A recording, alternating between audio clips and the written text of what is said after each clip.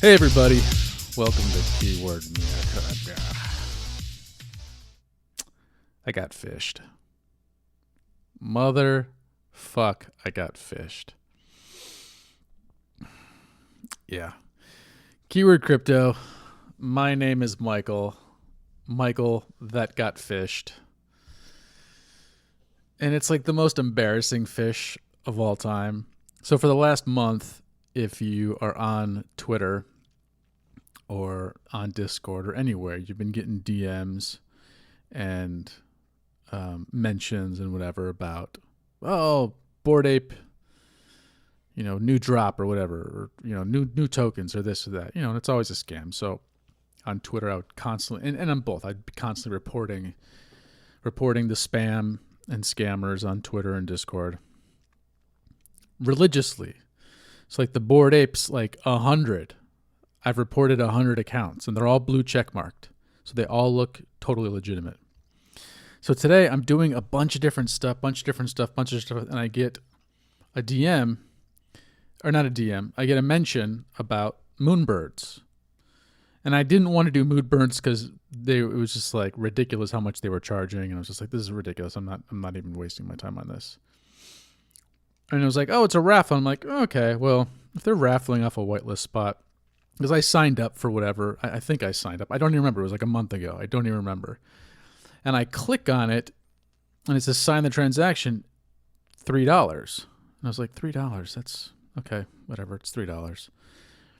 And then a second one pops up, and it's like $5. It's like, okay, so I'm so used to DeFi.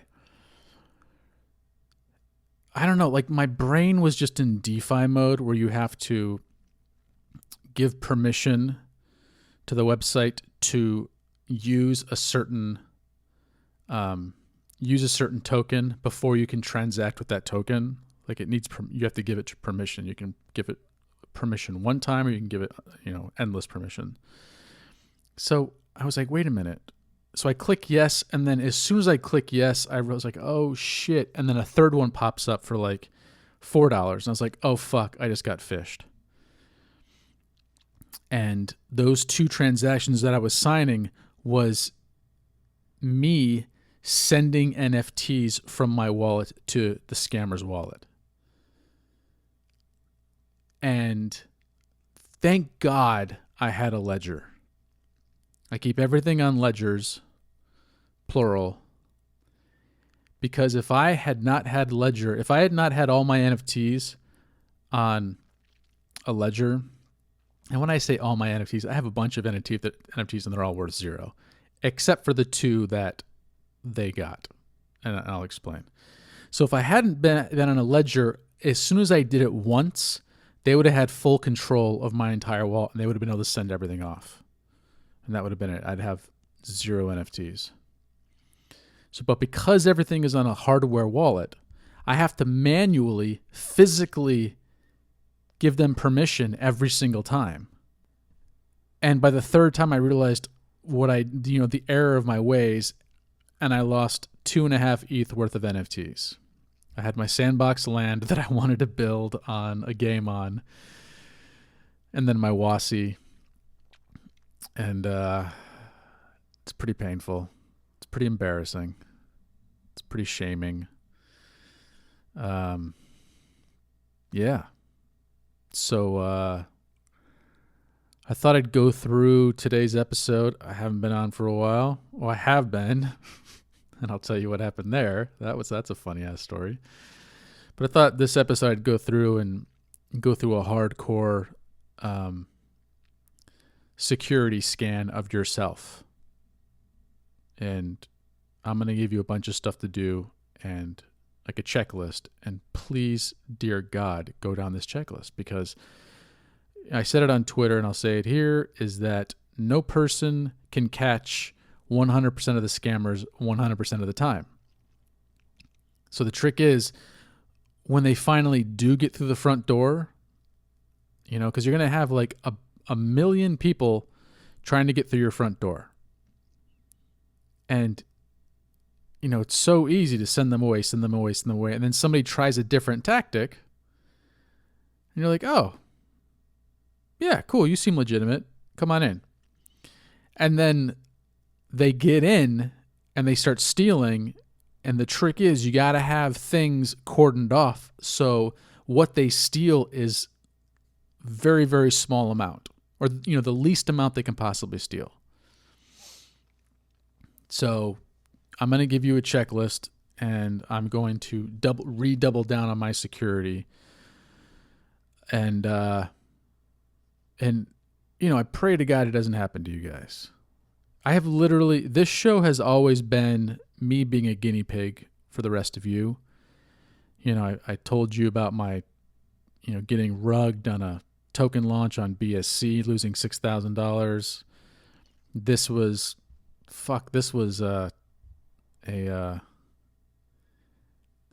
like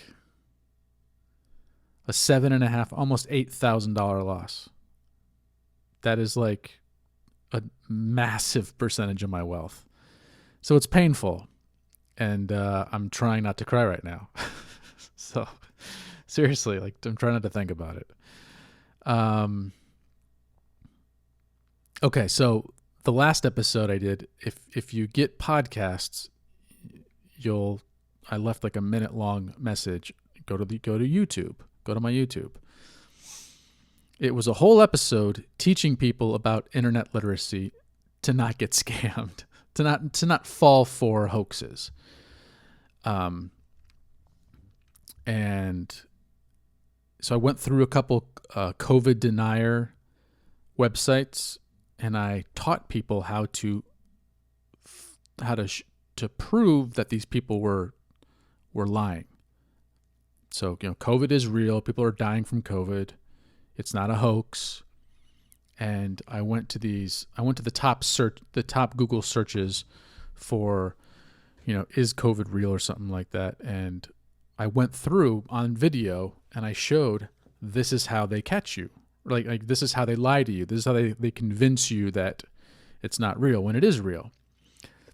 And YouTube took it down, claiming that I was spreading COVID misinformation. So I replied back to them. I say, this is literally a step-by-step on how to not fall for COVID misinformation. I'm teaching people how to avoid falling for COVID denial hoaxes. They said, sorry, you're spreading misinformation. So, yeah, fuck YouTube. I can't tell if they're just dumb or if they actually want COVID hoax stuff on there just to get more clicks. Yeah, so it's been a weird month, to say the least. Okay, so let's get into how to protect yourself security-wise. So luckily, rule number 1, use a ledger. Use a ledger, use a ledger, use a ledger. Rule number 2, use a ledger, use a ledger, use a ledger. Rule number 3, use a ledger. Because, like I said earlier, ledgers force you to manually confirm every single transaction. So nobody has control of your wallet ever. They can't physically get control because they have to manually press these buttons to make any transaction go through. That's the reason why it's so great. So I got phished. I didn't get hacked. I got phished. I gave a scammer my 2 most expensive NFTs. They tricked me into giving them my NFTs. That's what a phish is. That's what getting phished is. Phish. That's what getting phished is. So I didn't get hacked. My ledger didn't get hacked. My computer didn't get hacked. I got duped. And it happens. And as embarrassing as it is, I'm putting this out there because I want you guys to realize, because you guys know that this entire show has always been about helping people not get scammed. And I want people to realize it's like it is relentless, the amount of people trying to steal from us. And even the person trying to teach you how to avoid getting stolen from can make mistakes too and got stolen from. It's you gotta be like relentless with your own security. And it's as frustrating as it is. It's just, I lost $8,000 today in 3 minutes. And fuck, that is a lot of money. Next step. Don't sign transactions that are asking for money.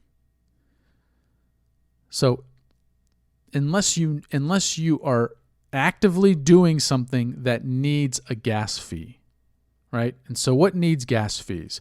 When I'm sending funds from one wallet to another, that needs gas.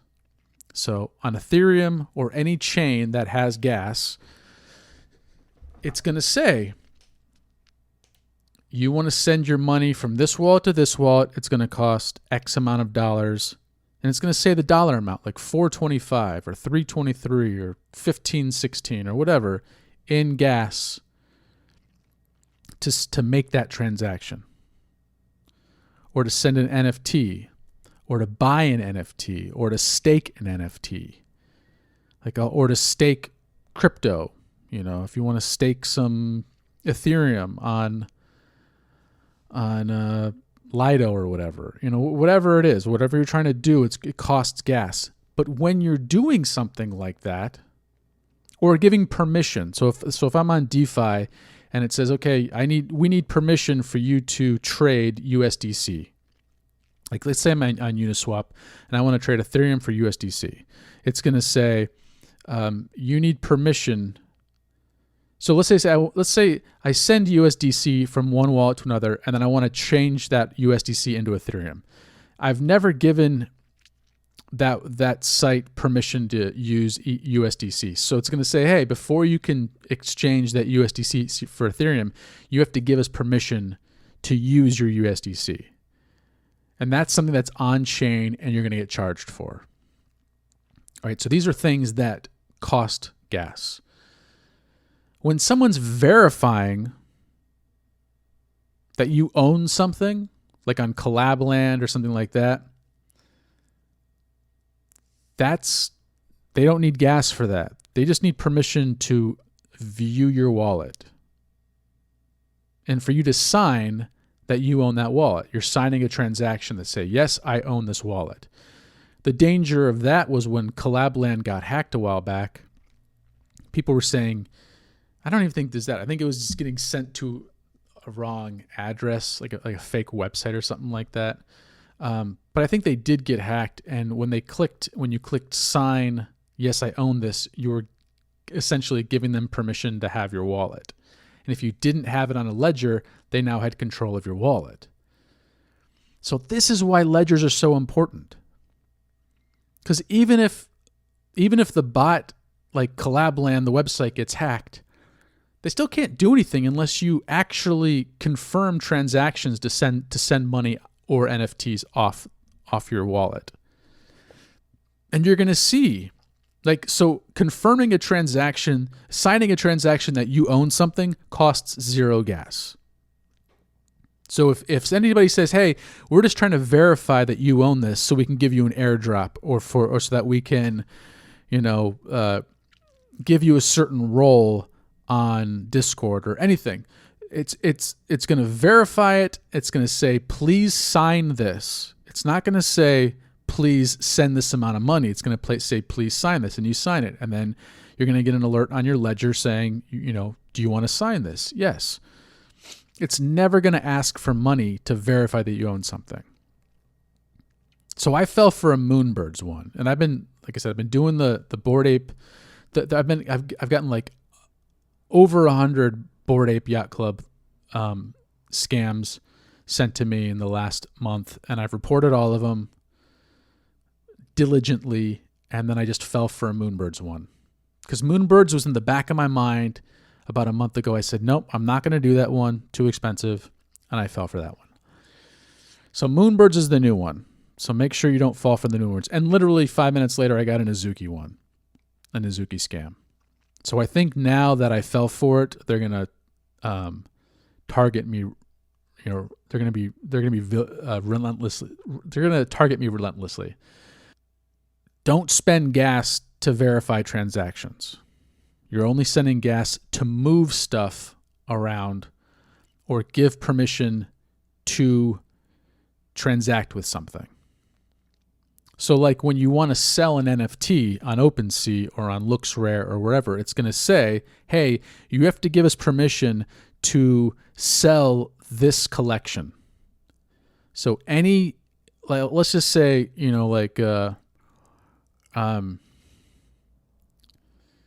CryptoPunks. Let's say you have 3 CryptoPunks. You're a millionaire. Congratulations. I just lost $8,000. Fuck you. No, just kidding. So let's say you have 3 CryptoPunks and you want to sell all of them. You're done. You're done with NFTs. So when you go to sell the first one, it's going to say, okay, small gas fee. You got to give us permission to sell CryptoPunks, any CryptoPunk. And then once that goes through, you only have to do that once. And now, anytime you list an NFT on OpenSea, I think they let you list it for free. But even if they didn't, back in the day, you had to pay every single time you wanted to list it. You only had to give it permission once, but then you had to actually list it, and that was the second gas fee. So you don't have to do that anymore. Now it's just, you have to give it permission to sell any, and then you just sell all 3 of them individually. So yeah, just be aware of that. You don't need,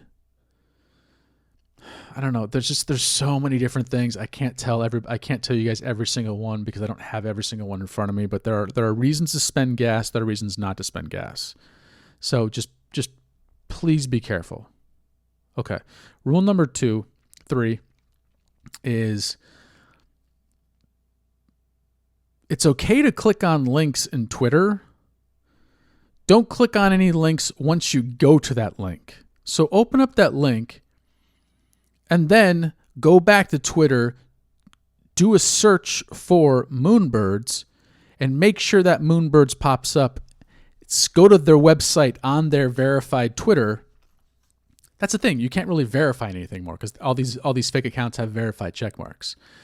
But that's the best way to do it is, make sure they have a ton of followers, whatever, because, the fake ones usually have like 10 or 100 or something like that. That's usually a dead giveaway. Scroll through the feed for a few seconds. Make sure it looks like a legitimate one. Go to their website. Make sure the website that you are now on is the same as the first one you went to. It's like little things like that. This is kind of like security 101 of, you maybe do a Google search. So let's just use Moonbirds since I got hacked by Moonbirds. Not hacked. I got phished by somebody pretending to be a Moonbird. Do a Google search for Moonbirds NFT and see what website pops up. Because chances of the fake one coming up first are really slim. Look for stuff with dashes in the name. I just, all this stuff that I just wasn't paying attention. I was busy doing something else, and I let myself make a stupid thing. It had a dash in the name. Big giveaway. Big giveaway. Any dashes, any hyphens, nothing like that. That's a big giveaway. So really double check, make sure. On Discord, as soon as you join a server, right click, mute it, because you're going to get a million alerts. You're going to get an alert every single time anybody talks. So just mute the whole thing until you turn it back on. It'll give you a list, 10 minutes, an hour, whatever, until I turn it back on. Just click mute, right click the server icon on the left, mute until you turn it back on. Then right click the server icon again on the left, go down to, just want to make sure I get the right thing. So right click on it, go down to privacy settings and make sure the toggle is to the left and grayed out. So you don't want to allow direct messages from the server, from any server. If you need to direct message somebody, talk to them in the main server, send a friend request, become friends, and then you can DM each other. but don't allow direct messages from that server, because what scammers do is they go in there and they start DMing every single person in the server, trying to get them to, sign on to a fake website, a scammer's website. So double check that, on Twitter, do a search, find the main website and make sure it matches up with the one that you just clicked on. And then on Discord, right-click mute, and then right-click privacy settings and turn off DMs. Because once you do that, you've eliminated like 95% of the problems. If you do those two things, turn off DMs in Discord and double check the person who sent you the fake link, that's it. Like you've already protected yourself from like 95% of the scams out there. And if you do that, that's like having a club on your car. If you're old like I am, you remember that people had clubs back in the day. It was like this big red thing. You put it over your steering wheel. Like, people can't steal your car now because you can't turn your wheel. Well, you could turn your wheel enough so they could get it away. But also they just figured out how to cut through the club or cut through the steering wheel and take the club off. But the thing is, but even once people figured out how to cut through your steering wheel, people still left them on there because people would see it and be like, there's this Mercedes right here with a club and there's that Mercedes there without a club. I'm just going to go to the one without the club and save myself an extra 10 seconds. Because that 10 seconds could be the 10 seconds that I get caught by the police. So if you can avoid those two things, you're already giving yourself a leg up, because they're going to like, this person already kind of knows what they're doing. Do I really want to like waste my time trying to convince this person to give me their money?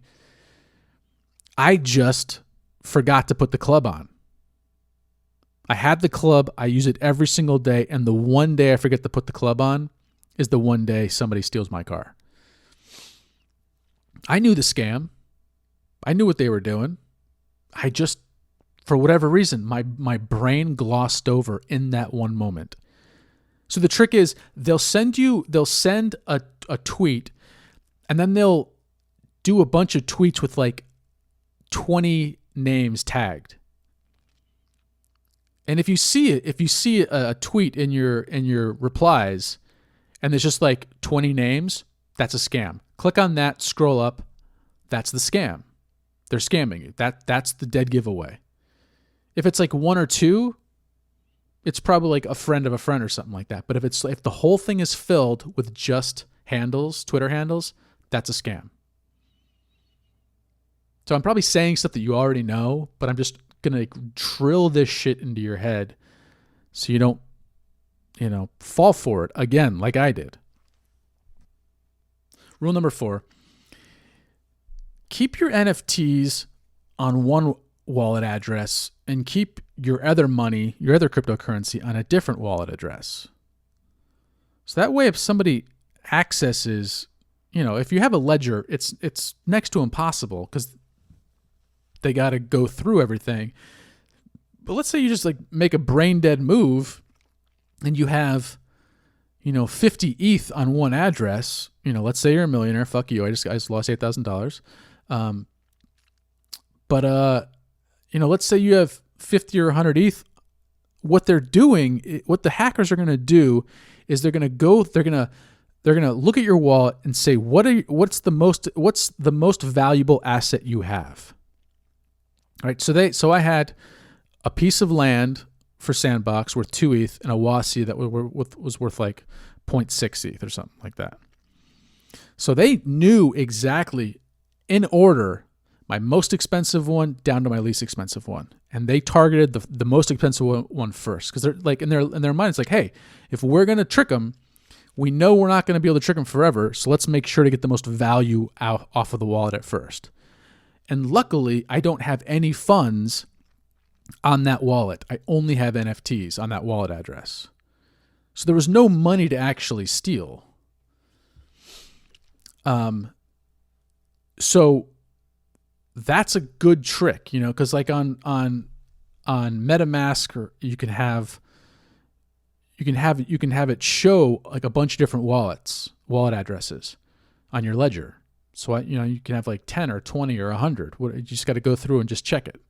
It'll say which addresses do you want to show, and you just like check as many as you want. You just keep scrolling through and check more and more and more. So keep it on different wallets. That's the smartest thing you can possibly do, is spread out your wealth. Spread it out. Rule number 5. When you have an NFT that goes up in value, let's say you were lucky and you got a Bored Ape, and now the floor is 110 ETH. Great. Don't keep it with your other NFTs. Make sure you have it on a ledger. But at that point, if you get tricked like I did, and they get 2 of your NFTs and one of them is your Bored Ape, you're fucked. You just lost 110 ETH.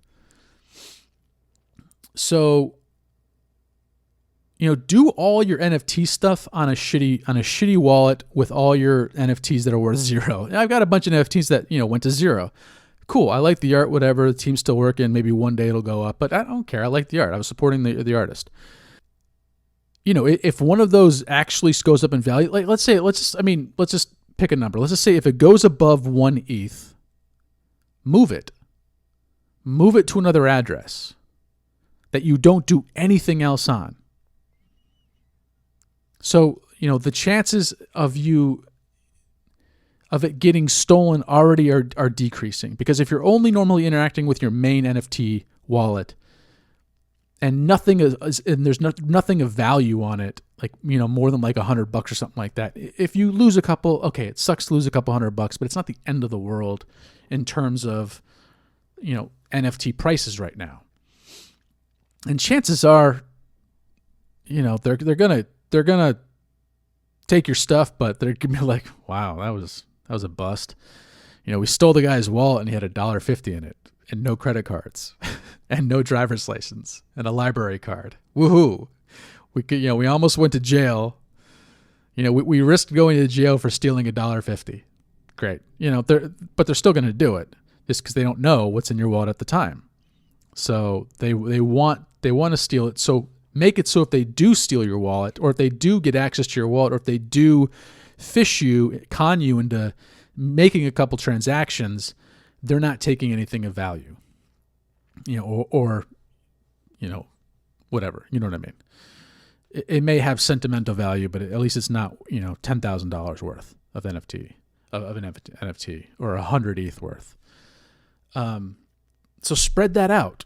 And, and maybe if you have 4 Bored Apes, have your main NFT wallet and then have 4 extra wallets, and keep those 4 Bored Apes on 4 different wallets. Like, really spread that shit out. Or, that was loud. Sorry, I didn't mean to pop. Or if you want to just have one wallet, keep those 4 Bored Apes on a different ledger. And put that ledger in, a separate space. So you have to physically go over there and get it, pull it out, do all that. Because in the process, that stuff's going to make you, like, those little, any red flags that you didn't notice in the moment, because that's what con men do, is, con artists do. They try to rush you. They try to keep you off your, because the more they keep you uncomfortable, like feeling rushed, that's when people make mistakes. And so the moment, and it's a technique that used car salesmen and regular salespeople do. They just try to rush you to make a mistake and to make a decision that if you had a day to sit on it, you probably wouldn't make. But in the moment, you're feeling the euphoria, you make a mistake. So just separate your wealth.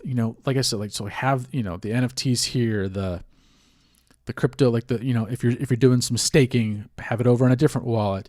Have your more expensive ones on different addresses. Just spread out your wealth. And this goes back to that thing. Like, if somebody breaks into your house,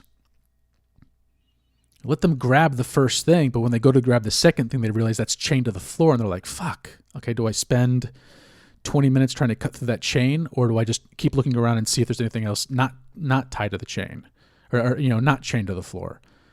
They're like, I'm going to go look around. So they have that first thing in their pocket, and they're looking around, they're like, holy shit, everything's chained to the floor. So at that part, they hear somebody coming, and they run out, and they took one thing because you protected yourself from having everything stolen all at once. So spread it out. Spread out your wealth. This kind of goes back to the whole thing of like diversification. So if all your money's in Bitcoin and Bitcoin goes to zero, you don't lose all your money. Have some in Ethereum, have some in Nano, have some in Avalanche, whatever. Whatever you're going to do, have it spread out. So that way you're protecting yourself. Well, the same thing with your assets. Have them physically spread out in different wallets, maybe different hardware wallets, different, whatever. Just make sure you have to physically press a button for the transaction to go through on a piece of on hardware, because that's where they get you. Okay. Never keep gas on the wallet with your main NFTs, with any of your NFTs. Have some money on an exchange, maybe like $100, $50, whatever. If it's Ethereum, keep like $100. And send it to that wallet, because it only takes a few minutes to send Ethereum to a hardware wallet. It doesn't really take that long. Even during like really high gas times, it still doesn't take that long. Keep 0 ETH in your wallet, because what happens is they tricked me into sending them ETH, into sending them my NFT. But if I didn't have gas in the wallet, I would have had to go to the exchange, do all the different things, security things I have to do to send money off, wait 10 minutes, 5-10 minutes, and then go through it again. And at that point, I'd be like, wait a minute, why did it ask me to sign something for gas? Wait a minute, oh shit. And in that moment, I would have probably realized, oh shit, this is a scam. Thank God I didn't have any gas in my wallet, because they couldn't steal anything. So that's a good little trick, is just like it forces you to slow down a little bit. Keep gas off your wallet. And when I say keep it on an exchange, the thing about decentralization is if I have two wallets, and one of them is my NFT wallet, and one of them is my just keeping gas on that wallet, and I send it to my NFT wallet, well, anybody who looks at the transaction knows, okay, those are both his wallets, so let's target both those wallets now. So, but when you send it from like KuCoin or Coinbase or Binance, whatever, it's just a random hot wallet that you're sharing that address with a million other people. So they don't know who it is, where it's coming from. They know where it's coming from KuCoin, but they don't know individually who you are. So that's a way to anonymize yourself. But in that situation, let's say I have two Ledger wallets and I want to use a KuCoin exchange as an intermediary to kind of like anonymize myself. If I send 1 ETH to KuCoin and then send that 1 ETH directly to that other wallet, it's going to be relatively easy to track. One of the listeners actually reached out to me and was like, hey, I just found all your wallets on Nano. Because I found the wallet, I found your donation wallet, because you shared your donation address. And then I just looked and you sent, I think it was like 300 Nano or something like that. So I sent 300 Nano to, so I did two things. I sent 300 Nano to one address, and he goes, I know your security address. I was like, oh shit, I didn't even think of that. So I sent it to KuCoin and then sent it to a different address, and he goes, now I know your other address. I was like, how do you know my other address? He goes, because you sent 300 there, and then I just looked at the hot wallet on KuCoin, and I looked for a transaction of 300 Nano, and it sent it off to that one. So obviously that's you. So I was like, oh shit, okay, yeah. So that's why I say it's better just to keep some gas money on KuCoin or on Binance or wherever, because that way you're not sending it to a bunch of things. People can start tracking wallets that way because people are really smart. The people are good detectives. And luckily this guy, this listener, didn't want to steal all my money, or try to, and he warned me. He said, "Hey, this is a common way that people can try to like con you and track your wallets." So don't keep any money, don't keep any funds, don't keep any gas funds on the wallets for your NFT, because that'll be a trap. That'll be, another speed bump that they have to stop the car and then slowly go over, and in that time you can get out. Be like, oh, no, scam, I'm not doing this. Yeah, that's all I got right now. Be vigilant. Be vigilant, because people are always trying to steal our stuff. And if you're on Twitter or Discord all the time like I am, you're just an open target. I have an ENS name, hkzBQ, and that's in my NFT account. And so unfortunately, when we send NFTs to a different wallet, there's no way not to track it. I think LooksRare has an option. Either LooksRare or OpenSea has an option now where you can say, sell it, but only sell it to this person, to this address. So what you could do is you could send money from an exchange to that new address and have that address buy it from yourself. You would lose the 2.5% transaction fee, but if you're that worried about security, that could be a way to kind of circumvent, because there'd be no way to know who that is, who that wallet is. They could guess, but there's really no true way if the funds came from an exchange. So that would be a way to really anonymize those security accounts with your high value NFTs. But other than that, I mean, it's just about being vigilant, diversifying from a security risk standpoint, your funds in different wallets, your NFTs into different wallets, and just don't click on stuff right away. And every single person who I've listened to or read about who got phished, they all said the same thing. I was doing a few things at once and I clicked on a link and I signed a transaction. So, when it comes to our money, don't do a bunch of things at once. And I'm not just saying even on your computer. If you have, kids and you're home alone trying to take care of your kids and you're like, oh shit, there's a new drop coming and I got in and I want to make sure I get in on it and blah, blah. And you click on something and it's so easy to do. That's why con artists exist, is because it's easy to trick people into thinking something is legitimate and real. So try not to fall for it. Don't be like me.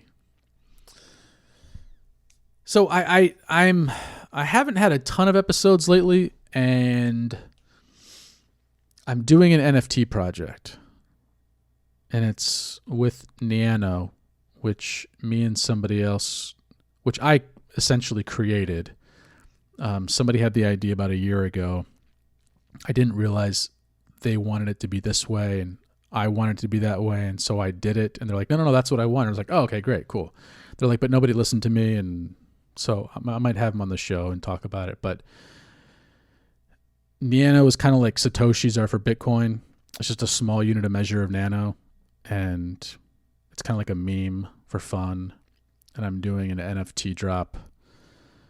So I'm on the fence about continuing the show for a while, or just talking about my experience doing it, because I don't want the show to be just me shilling the NFT to everybody, even though I want you all to buy it, even though I'm giving away like half of them, almost half. I'm giving away 25% for free, and then another 25% for like next to nothing in terms of ETH prices, in terms of NFT prices. So I don't want you to feel like I'm shilling you something. So I'm on the fence about doing the podcast at the same time as I'm doing that. So I'm going to think about it. But then I did two things. I did the creating the self-directed IRA that Sharon had talked about on the tax stuff. And that was a whole can of just shit that I wouldn't recommend anybody do unless you have a high net worth, because it's become extremely expensive. And I kind of regret doing it, because at the end of the day, it's like there's just fees everywhere, and not, $10 here. It's like $50 here, $100 there. It's becoming expensive, and I'm losing a ton of money. So I kind of want to do an episode about that. And then what was the other thing? Okay, the other thing is not happening yet, so I won't talk about that. So I do have a couple episodes I want to do. So maybe reach out if you feel like I shouldn't keep doing the podcast for a while I'm doing this NFT thing. Because you don't want to be shilled. I promise I won't. I mean, I may talk about it, but I don't want to be like, yeah, Keyword Crypto, here are my NFTs, buy my stuff. I had NFTs for sale as a way to donate to the show, so you actually get something in return. This is entirely different. This is the point of Nano, is to kind of like promote Nano. And I've always been like, I have my favorites, but I don't want people to feel like they're being shilled something, and then me being, if it goes to zero, because I've been critical of Nano, but at the same time, it's like I kind of felt like I had to pick something, and kind of, as opposed to kind of like sitting on the fence like I do with this show, and I take sides a little bit, but at the same time, I'm never like advocating for you to go out and buy something. I'm just trying to educate you, and I tell you all the negative issues with something as well as the positives. This is to like actively market Nano, and so that's why I'm kind of on the fence of doing them both at the same time. So let me know if you have a problem with that, or if you want me to keep going and talk about other stuff as it happens, like this whole getting phished thing, which, yeah, okay. All right, we'll leave it there. Thanks for listening. Thanks for the support. As always, love you guys and gals, and I'll talk to you in the next one.